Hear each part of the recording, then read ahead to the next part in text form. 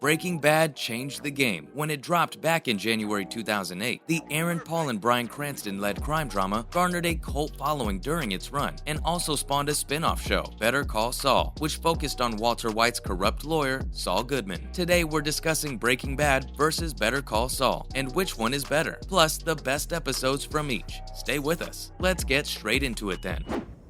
Are you ready?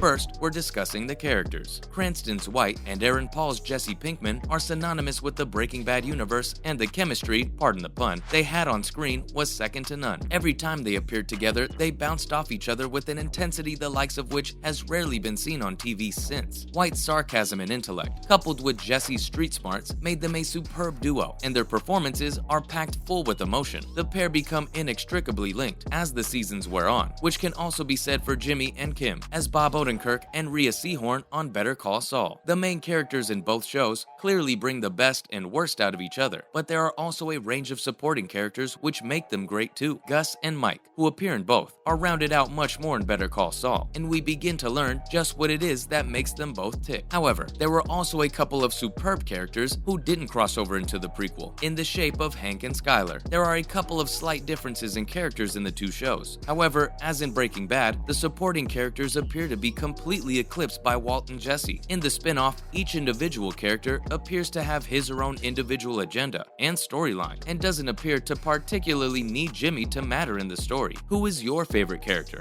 El amigo del cartel! El amigo del cartel! No!